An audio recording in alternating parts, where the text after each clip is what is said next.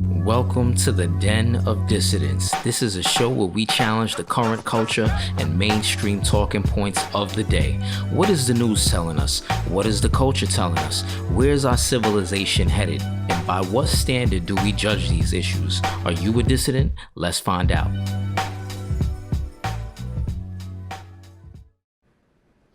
What is up, people? So before we get into this episode, I just wanted to promote a course that I think you will find very valuable. So if you're one of these people that went through college, went through high school, and thought that maybe you didn't learn the truth about certain areas of history, American history, world history, economics, how the world really works and how it has worked in the past. If you felt like certain things were left out and you weren't taught the truth about certain areas, Liberty Classroom is the course for you. So let me just give you a few samples or give you an idea of what this course is about. It was developed by Tom Woods, who is a author who wrote the book, The Politically Incorrect Guide to American History. And, you know, on the webpage, it says, defend libertarianism, advocate the free market, and win any political or economic debate with clueless leftists. And also this course teaches you about logic, rhetoric, how to argue your ideas correctly. So let me scroll down a little bit just to give you an idea of what this course teaches. So it talks about, you can learn about repeal of the minimum wage. So, you know, a lot of times we hear that the minimum wage is a great thing, but in this course, you'll learn the real effects of the minimum wage and you won't have to fear coming out second best in a debate. So you'll learn the flaws of the minimum wage and why the minimum wage is problematic, especially for unskilled poor people.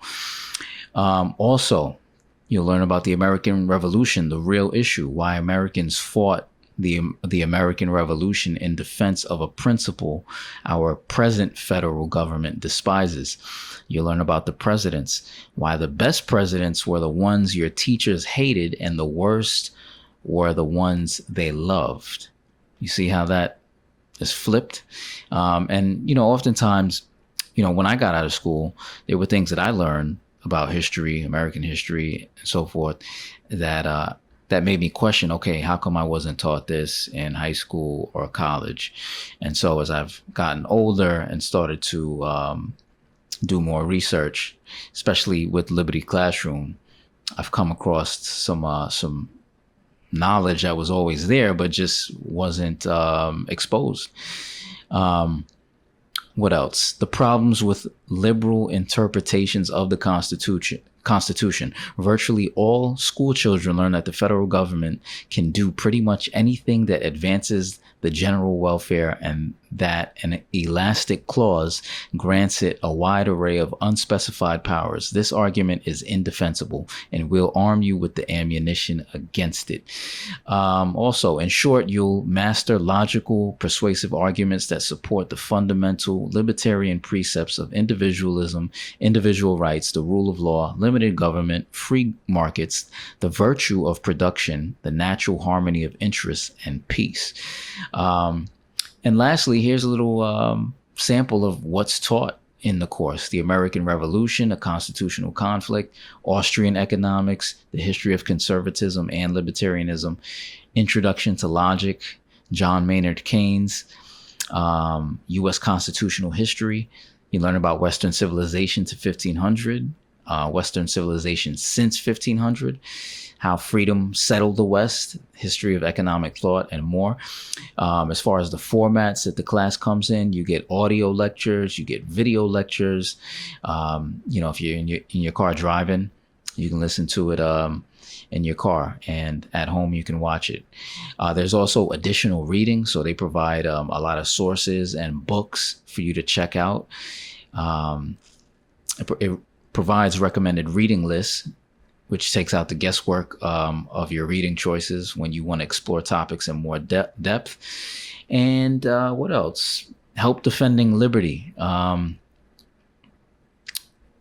It also says, what if you're concerned and don't know how to answer a socialist argument you've never heard before? Then ask our faculty directly, so you can get in contact with the faculty as well.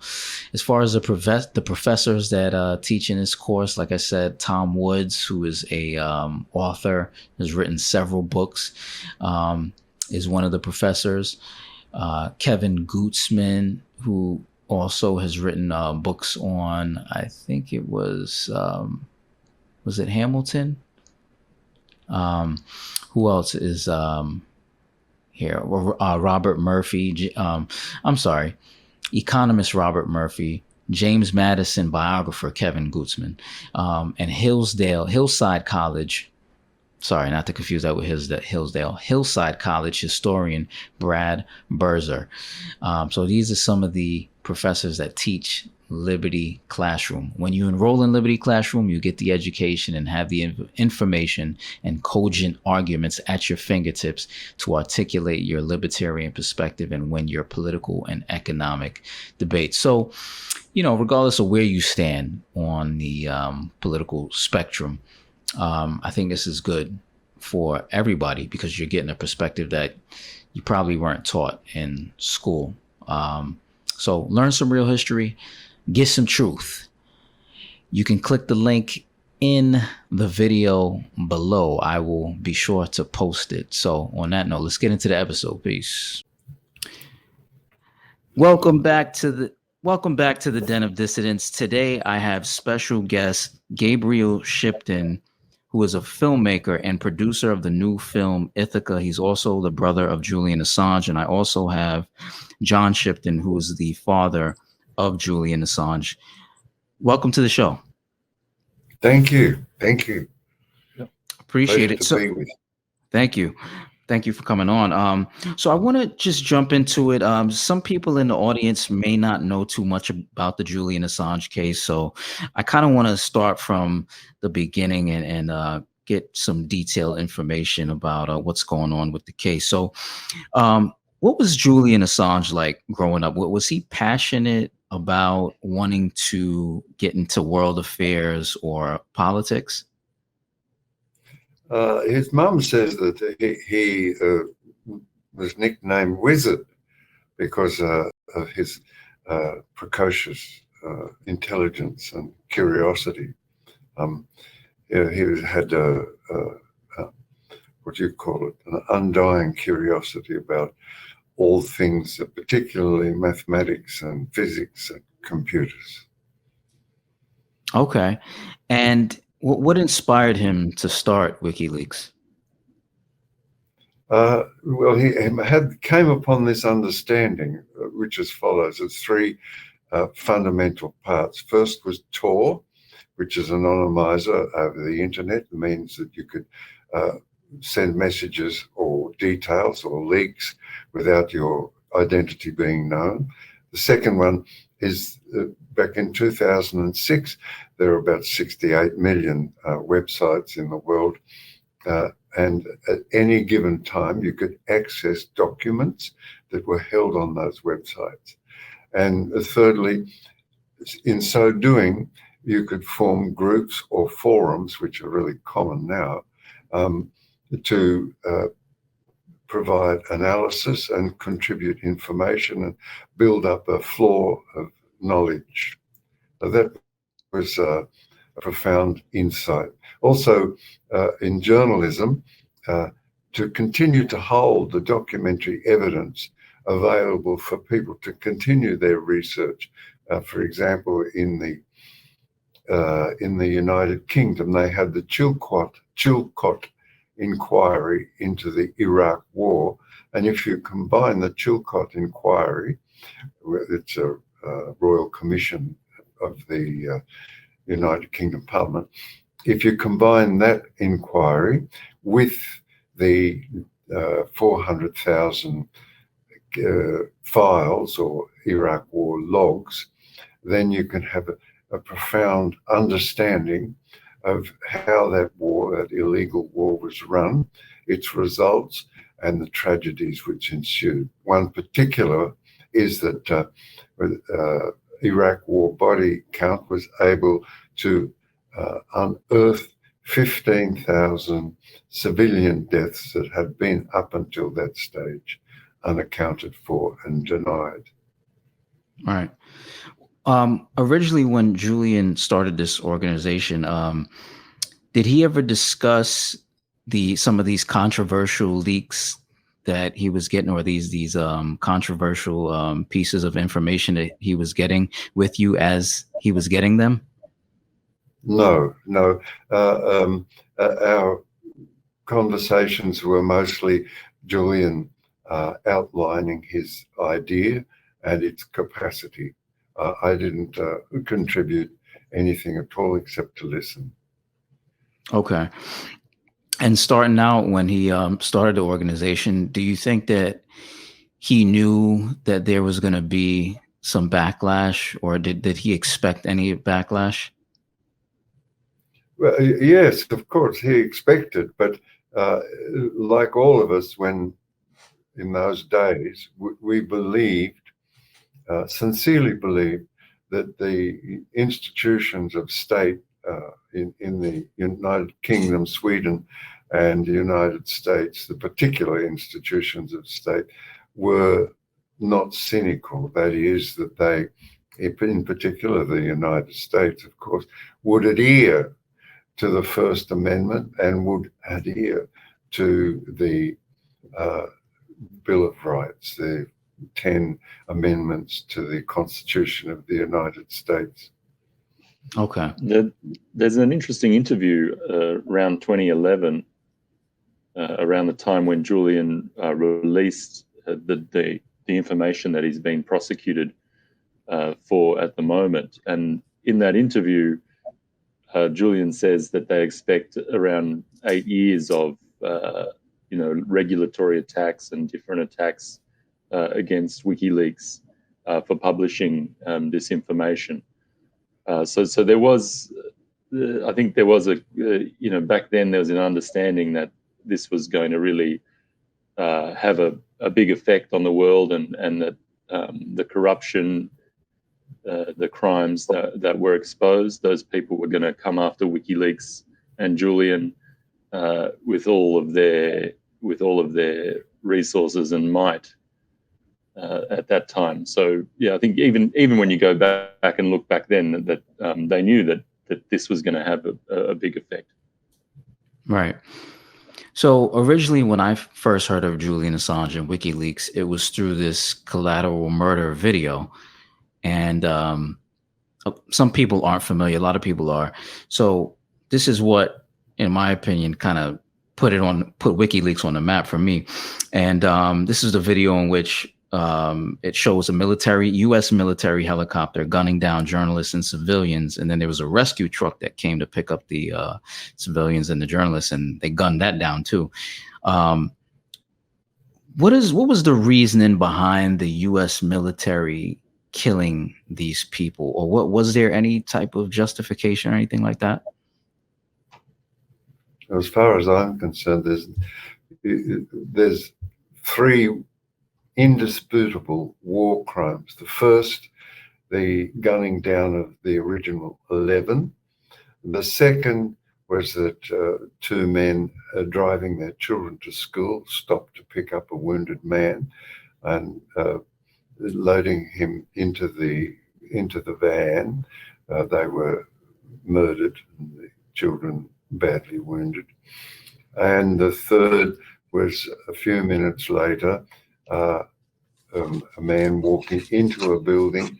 They fired a Hellfire rocket after him, and another 7 people were killed. So 2 indisputable war crimes, the last 2 that I described. And the first, the 11, there is some dispute about that because it was suspected that one or other of them may have been a terrorist, suspected and not demonstrated. Okay. So that would be decided in a court of law. However, none of the people are involved. The Crazy Horse, that's the dispatcher from the United States Army, or the helicopter pilots, none of them have been arraigned, indicted, or brought before a court, whereas Chelsea Manning was brought before a court and received 35 years jail for releasing that, released after 7 years, and Julian Assange has been in asylum for 7.5 years and now 4 years in Belmarsh maximum security prison. So when Julian Assange exposed what was going on during the Iraq War, I mean, was anybody held accountable during that time, like during the war or even after the war? Has anybody held accountable for war crimes? No, the only accounting that happened was that the entire apparatus of the Crown Prosecuting Service, the Swedish Prosecuting Authority, the CIA, the FBI, and the National Security Section of the Department of Justice turned their full might against Julian Assange. And that is the only accounting that's been done, a demonstration of an unwillingness or a willingness, actually, to commit war crimes, crimes against humanity, mass murders. They say 900,000 people were killed in the destruction of Iraq. That was it. Yeah, that was my next. No, I was going to say that was my next question. Actually, is this when the persecution of Julian started to begin after the exposure of the Iraq War? It began in place in 2010 in an FBI telegram to the Swedish Prosecuting Authority, which caused the Swedish Prosecuting Authority, we assume, because of the timing, to issue a red notice for Julian's arrest. Now, what had happened was that the Swedish Prosecuting Authority under Marianne Nye had said to Julian's lawyer, you're fine to leave, because Julian had an appointment in London. You're fine to leave. It's no problem. Immediately, Julian left. They issued a EAW, European arrest warrant, and then a day later issued a red notice on that warrant. Now, a red notice has only ever been issued for terrorists or mass murderers or people of that nature. You can see that the involvement of the Swedish Prosecuting Authority in conspiracy, or conspiring rather, with the Crown Prosecuting Service and the FBI is immediate. Wow. So are these prosecutors acting unlawfully with what they're trying to, or how they're handling this case? The Professor Nils Melzer, the rapporteur, United Nations rapporteur on torture and unusual punishment, has written a book called The Trial of Julian Assange, based upon his report, which outlines the irregularities and procedural malfeasance and lack of due process in the treatment of Julian Assange by the Swedish Prosecuting Authority. There's a whole book on it. And also we have FOIs from the Swedish Prosecuting Authority and the Crown Prosecuting Service, which demonstrate conspiring between them in order to keep Julian in the embassy for 7.5 years, while the spokesperson for the Parliament, for the United Kingdom government, in Parliament, was saying that Julian can leave anytime he wants. It's like being in a lifeboat, to make a metaphor, Julian being in a lifeboat and them suggesting that they can hop out into that he can hop out into shark infested waters. Wow, that's crazy. So I would imagine that's grounds for a lawsuit against them. If in the Dan Ellsberg case with the Pentagon Papers, taint, that is, the breaking in of the burglars, they call the plumbers, into the psychiatrist's office, Dan Ellsberg's psychiatrist's office, breaking into there, was taint enough to have the court dismiss the case in entirety. In Julian's case, there are three fundamental taints to the case. The first I've just described, the conspiring between the two authorities. The second is the CIA spying on Julian Assange, which Gabriel can go into in detail. And the third is the bringing of the first indictment in Iceland under these circumstances. 9 FBI officers got derogatory permission to travel to Iceland to interview a man named Thor Darson. That Thor Darson was a convicted paedophile and a convicted fraudster. The FBI promised him immunity from prosecution, and if he would give evidence that Julian was intending to hack into a computer system in Iceland. Okay, so this is the circumstance of taint, that an Icelandic person given immunity from prosecution in Iceland by the FBI to give false evidence against Julian Assange for an alleged crime committed in Iceland and brought to a court in the United Kingdom for Julian to be extradited to the United States. It's just not possible. However, the judge did accept it as a foundation for the first. So there's three areas of taint. Gabriel is very good on the CIA involvement. Seems to have disappeared. I can't see him. Yeah, I don't know what happened. I was going to ask you, I'm sorry, before I got cut off. Yes. As far as the Iraq war and what was being exposed to WikiLeaks, there was reports of deaths in Iraq that were being misrepresented. John Slobodka, who was the co-founder of Iraq Body Count, said that there was like over 15,000 civilian deaths. What was the death toll that was being misrepresented that WikiLeaks exposed? Well, there were 15,000 deaths unaccounted for in the United States' figures. The United States, sorry, not the United States, the Department of Defense of the United States said that we don't do body counts. However, in the Iraq war logs, it revealed 15,000. Up until that stage, Lancet had estimated that there are 600,000 deaths, and Iraq war body count had made a similar estimate. All of those deaths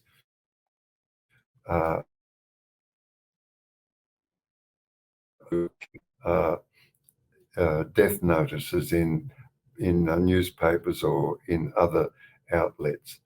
The Australian scientist Gideon Polya, who works his figures on excess deaths, estimates that there were 900,000 people killed in the Second Gulf War. You said 900,000? Yes, he estimates that, calculates on excess death patterns.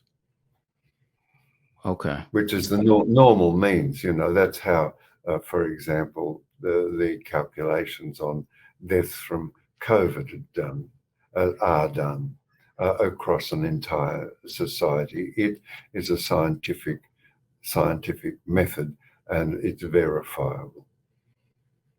Wow. Okay.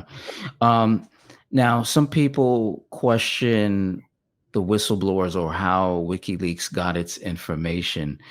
And, in the media sometimes, especially I've heard with MSNBC and Rachel Maddow saying that Julian he got this information from Russians and the Russian government, and he's putting out propaganda. To be clear, he was getting this information from leakers that were working within the different governments. It's alleged that Okay. Chelsea Manning is the source of all of the information, the leaks, the Guantanamo Bay files, the rules of engagement, the Iraq war files, and the Afghan war logs and the Collateral Murder video that Chelsea Manning had taken those leaks, copied them down,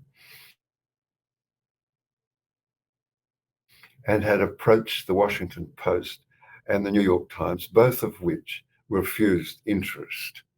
And WikiLeaks being the publisher of last resort, Chelsea then went to WikiLeaks, and all of the rest is history. So that's the entirety. The other thing that have to be kept in mind, that because of her position, then Bradley Manning's position in the United States Army as an intelligence analyst, he had access to the entirety of SIPRNet. The SIPRNet is classified information. Top secret information is not on SIPRNet.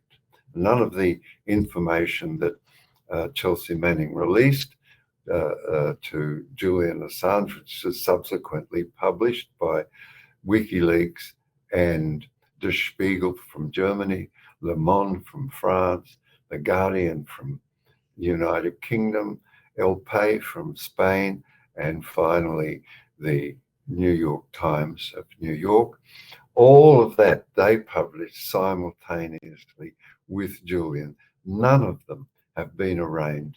In fact, in November last year, those 5 newspapers got together, those 5 partner newspapers got together and published a letter to the Department of Justice, to the Attorney General, Merrick Garland, stating that they wanted the charges dropped against Julian Assange dropped.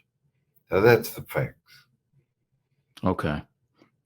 Because, the media was trying to paint this as if it was some Russian disinfo campaign. And, these are like a bunch of leaks that were being made up, basically trying to discredit the whole situation. Eventually, Julian was then charged with there was an assault case or something like that. How did that come about? The Swedish matter were allegations, and the allegations depend. The Swedish prosecuting authority to further the allegations depends upon an interview. Julian gave one interview, and the chief prosecutor of Stockholm dismissed, saying that there was no charges to answer. However, with some prosecutorial shopping for a prosecutor willing to take up this matter, a woman by the name of Marianne Nye from the Gothenburg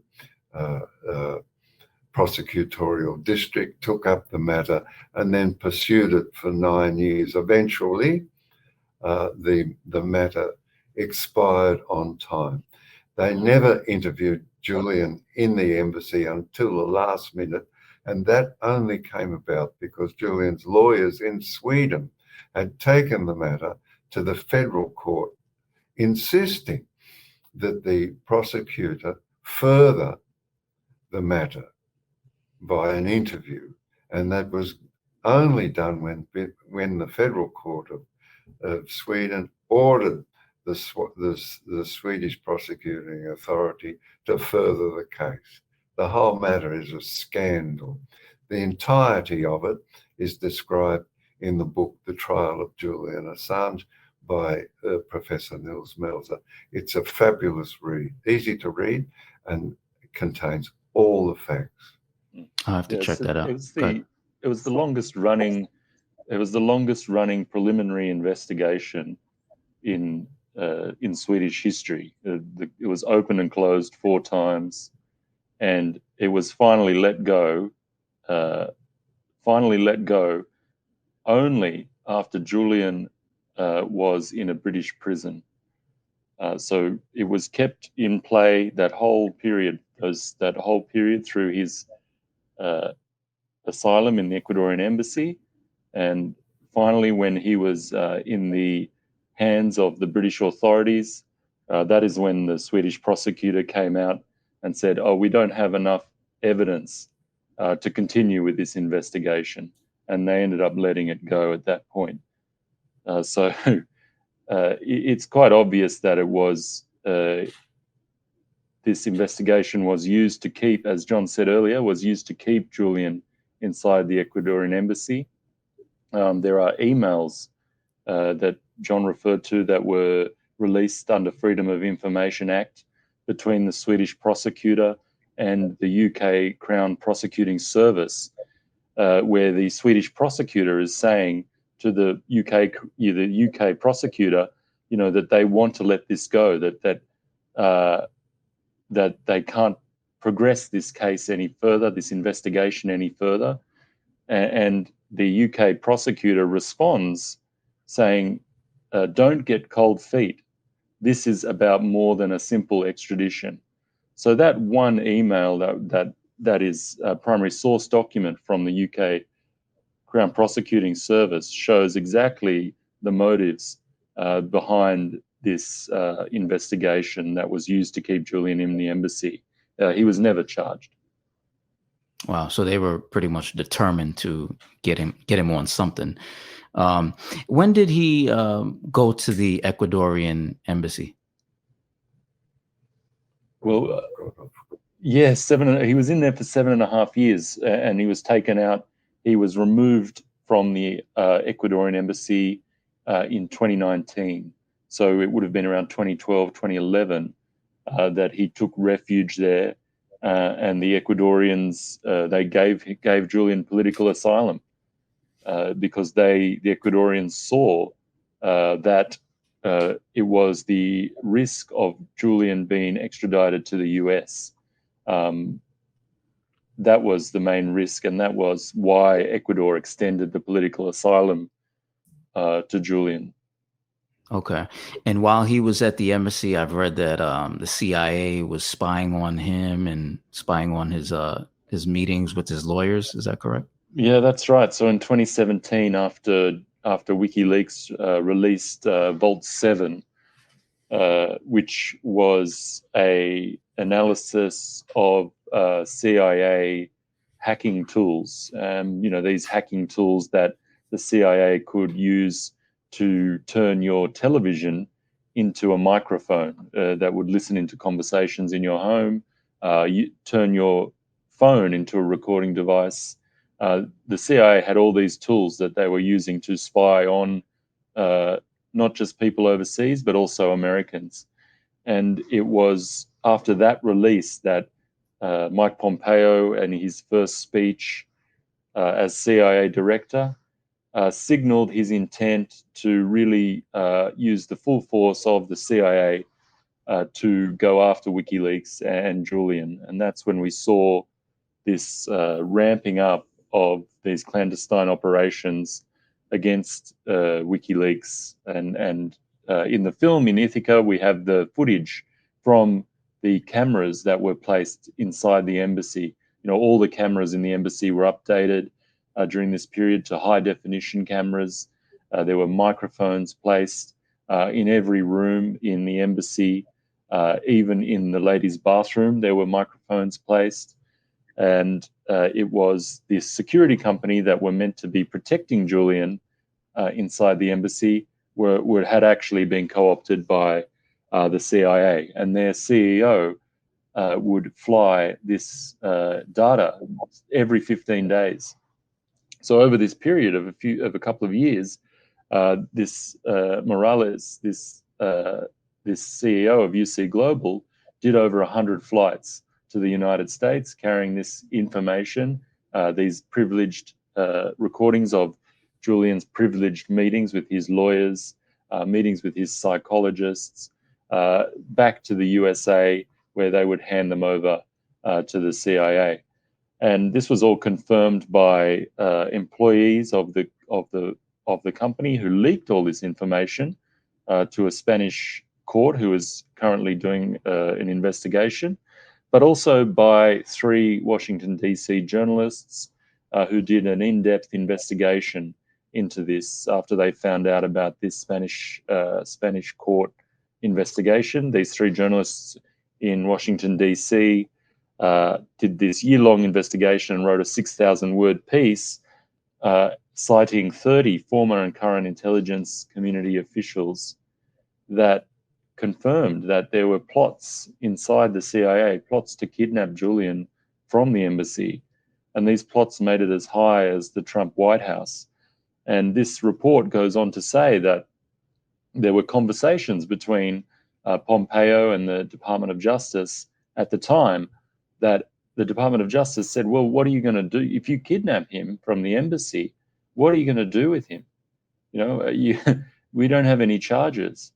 And so they said to Pompeo, give us a bit of time and we'll get some charges in place, and then you can get him out of the embassy. So you can see from this reporting that what has happened is a judicial kidnapping in a sense. These charges were put in place, and Julian was taken from the embassy by British police. The Ecuadorians allowed British police inside the embassy.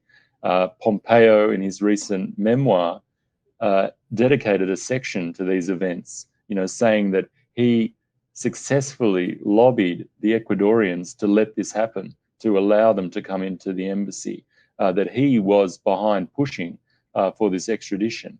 So you can look at it from these statements and from this reporting and really pinpoint that this is a very, very politically motivated prosecution of Julian Assange.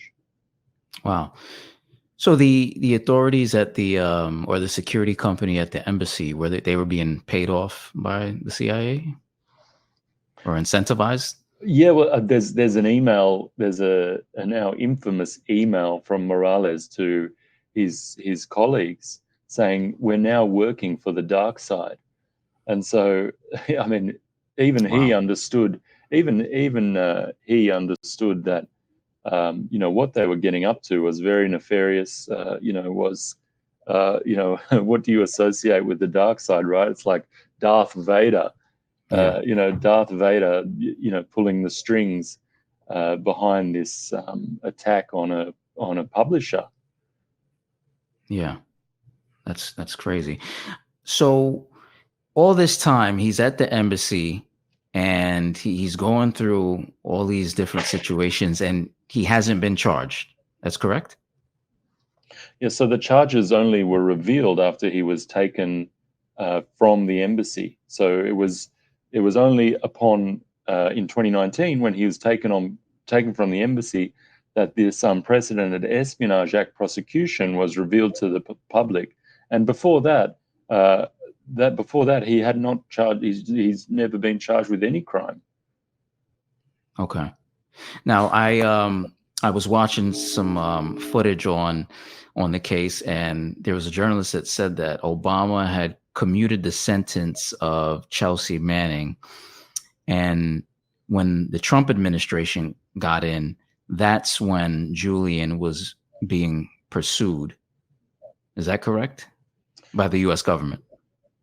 Yeah. So under the Obama administration, they had they looked into charging Julian, and they, did quite a bit of work, on trying to find ways that they could go after WikiLeaks, but they came back to this what they called the New York Times problem, in that if you charged Julian Assange and WikiLeaks for publishing this information, then you would have to charge the New York Times similarly, because it was the same act that they both performed. They both published these classified documents.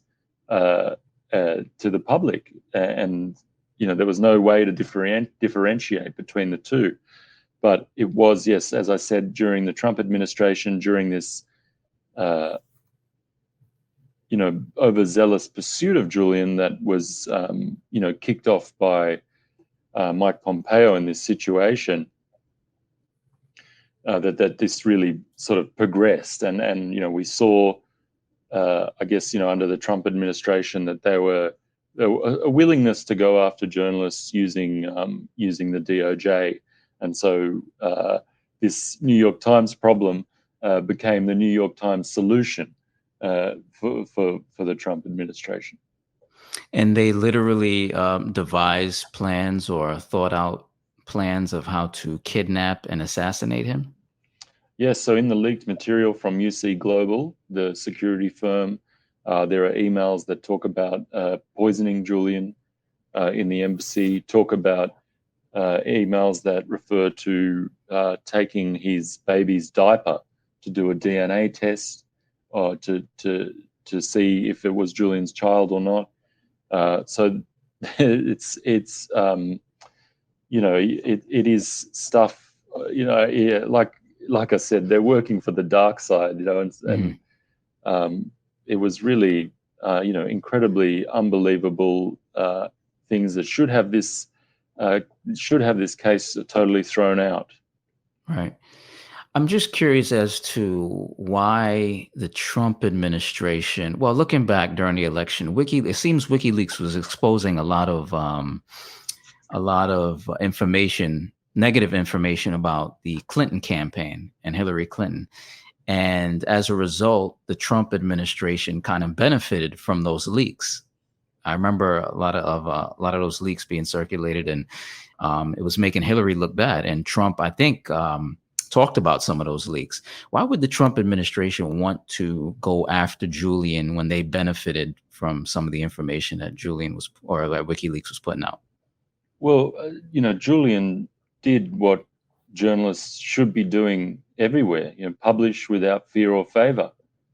When it was damaging information about the Bush-led war in Iraq and Afghanistan, he published it. It was in the public interest. When it was information about corruption in the Democratic National Committee, about how Hillary Clinton and the DNC had conspired to stop Bernie Sanders from receiving the nomination, he published it.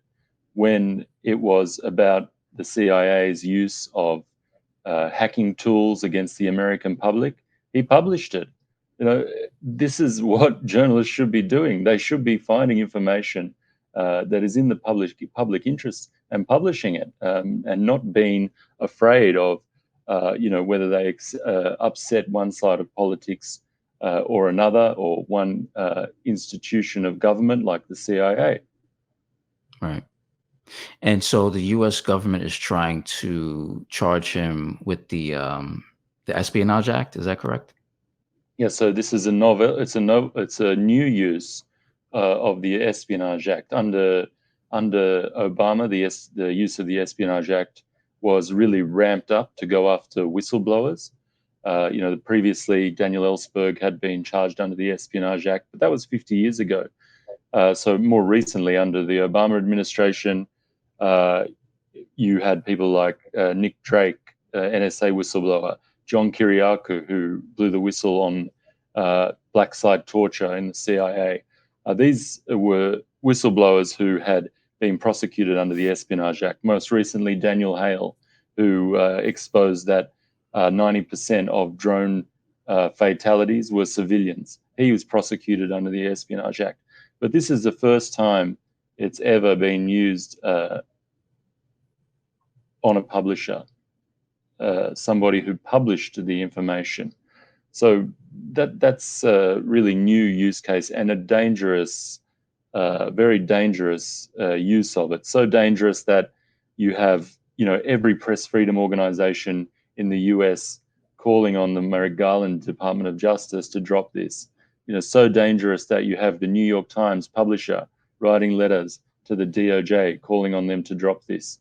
And even now, you have Congress people So there's a group within Congress, one bipartisan effort at the end of last year between Congressman Thomas Massey from Kentucky and Congressman Ro Khanna from California. They put forward an Espionage Act reform bill because they can really see how dangerous this is to the basic pillars of democracy. And now you have a group within the Democratic Congress. It's made up of 4 people, and there was some reporting on it actually that came out yesterday. And there's a Dear Colleagues letter led by Rashida Tlaib, and it has sign-ons by Cori Bush, by Ilhan Omar have signed on, Jamal Bowman has signed on, Alexandra Ocasio-Cortez has said she will sign on to the letter before it is closed. And so now you're seeing this recognition within Congress, how dangerous this is. And there's been statements by people like Robert Kennedy Jr. He put out a tweet that says, there is no America without a free press, and there is no free press without a free Julian Assange. Wow. So regarding the Espionage Act, I mean, it sounds like anybody can be charged with that for putting out some negative information that exposes crimes of the government. I mean, yeah, it's not just publishing the information. So actually possessing the information and reading the information, that's how far this goes. That's how far this prosecution goes. If you read through the indictment, you see that this actually affects every single newsroom in America, or anyone who holds classified information, that they can potentially face an Espionage Act prosecution. There's another charge in the indictment that criminalizes journalistic activity. So the act of encouraging a source to hide their identity digitally, it becomes a criminal offense. Encouraging a source to provide information becomes a criminal offense. So this is like, the basics of journalism are being criminalized with this indictment. Yeah. I don't get, what do they expect? I mean, do they expect the people to rely on the government to report its own crimes? Obviously not. No. So fast forward to now. So Julian is currently, he's in prison at, is it Belmarsh? Is that the name of the facility? Yes, Belmarsh Prison, Belmarsh Maximum Security Prison, just outside of London.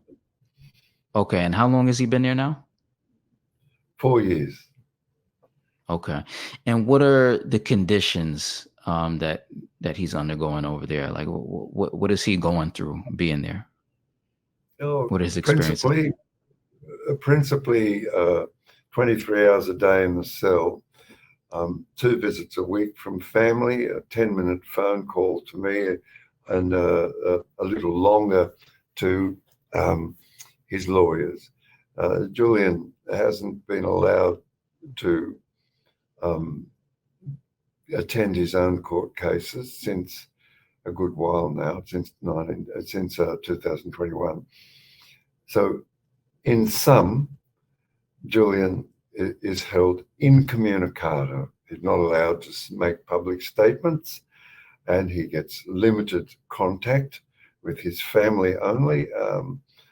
Next week, you listeners may be surprised to hear this, but next week, the High Commissioner of the Australian government to the Court of St. James, the United Kingdom government, it's equivalent to the ambassador, or higher post than the ambassador actually, will visit Julian in jail. So this is really significant upgrading of the government of Australia's concern for citizen Assange.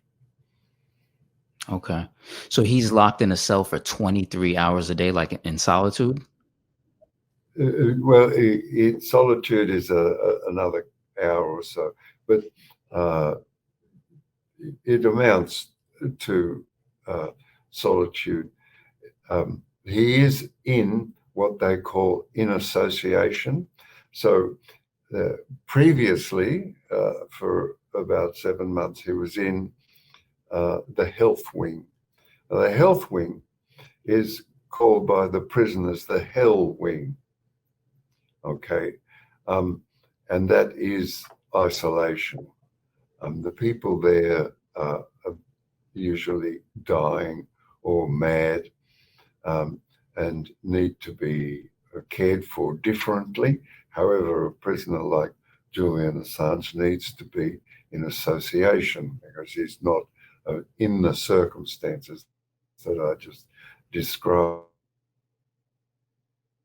The prisoners, not the Human Rights Watch, not all of the NGOs that are concerned, the prisoners took up a petition to have Julian removed from the health wing, the hell wing, into association.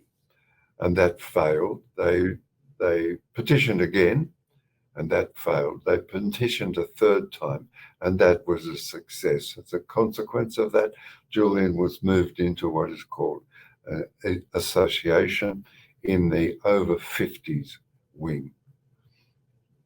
Okay. And what are his health conditions, or like, what is his experiences? Has he talked to you about the experiences that he's having, and what kind of experiences is he having being there? Oh, I don't really ask about that because it just upsets me, you know. Yeah. I mean, bad enough to, you know, like feed my imagination on bad things. It's Right. bad enough as it is. And the report of the United Nations Rapporteur on Torture, that Julian was being tortured. This report came about after Nils Melzer, the rapporteur, visited Julian in Belmarsh prison with two doctors who have expertise in the manifestations in the mind and the body from psychological torture. And Nils Melzer's 26-page report was submitted to the United Nations General Assembly and accepted. A copy was sent to the United Kingdom's Secretary of State, and that was received disdain. That is, that the very body which the United Kingdom is one of the principal authors of, the United Nations, wrote a report to the United Kingdom, and they treated it with disdain.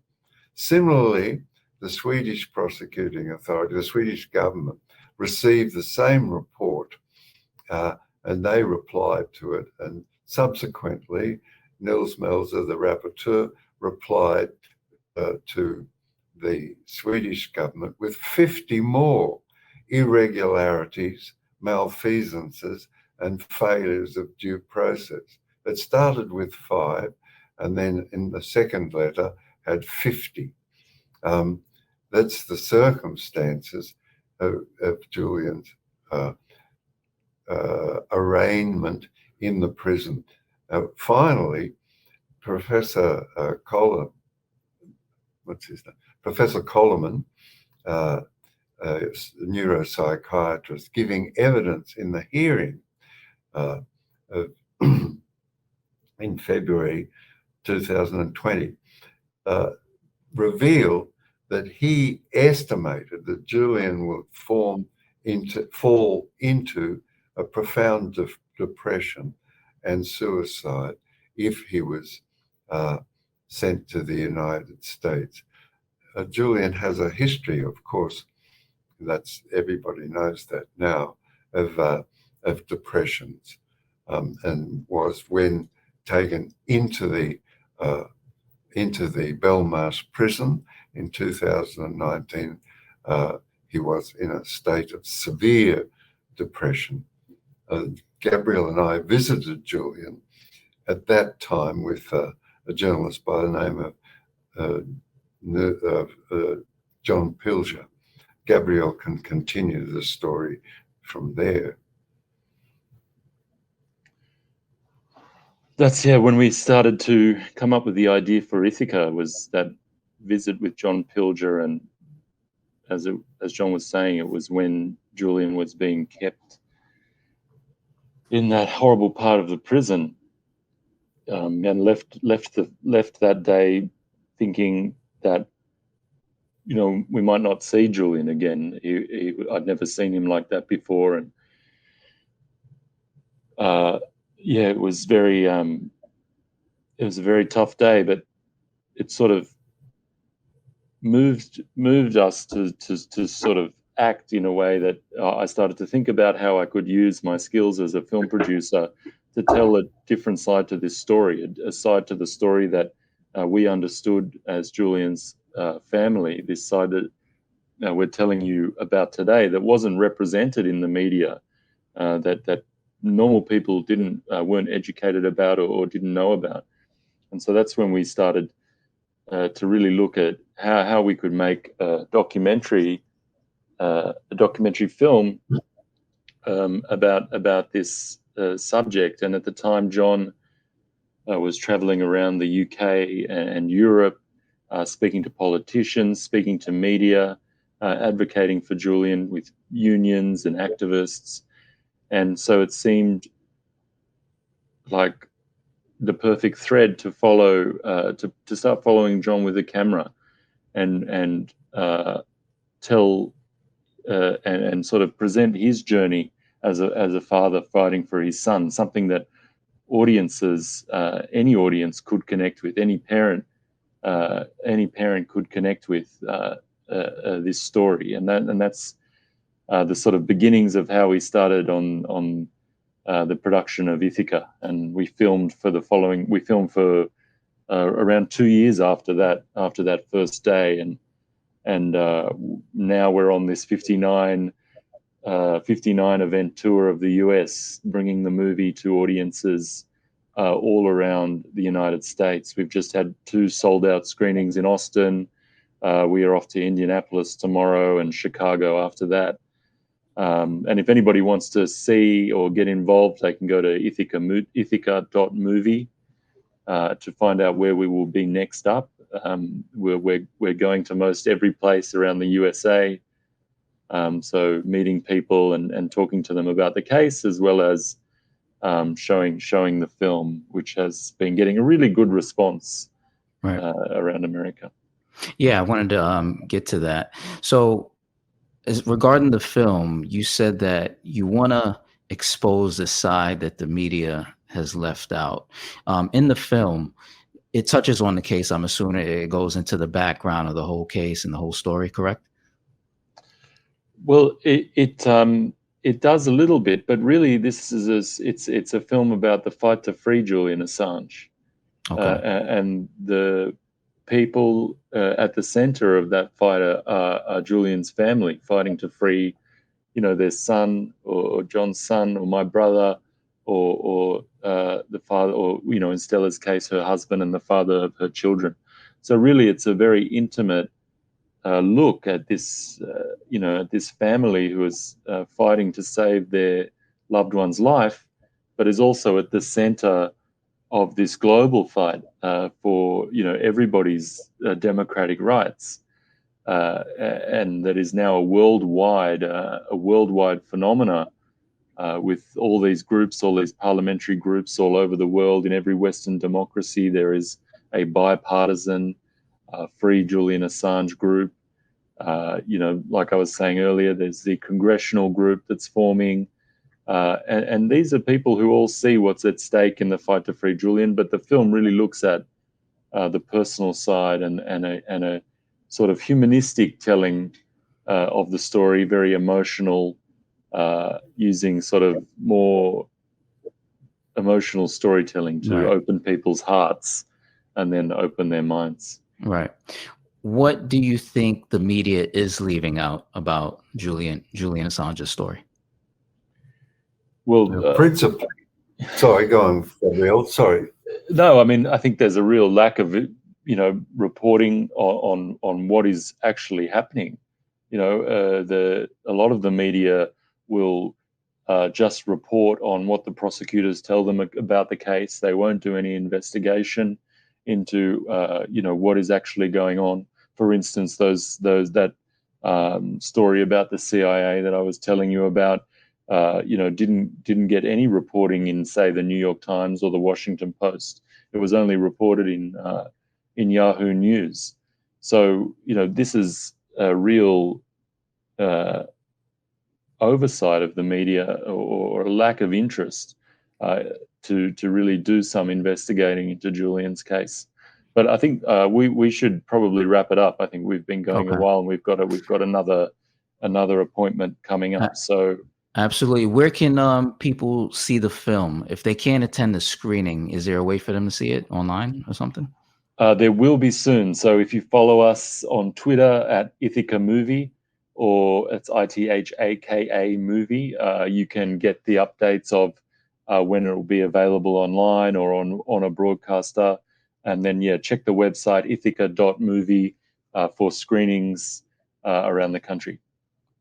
Okay, absolutely. And after, when they can host their own screenings as well, correct? Yeah, that's right. We're encouraging people to host screenings, and there's a little form on the website you can do that.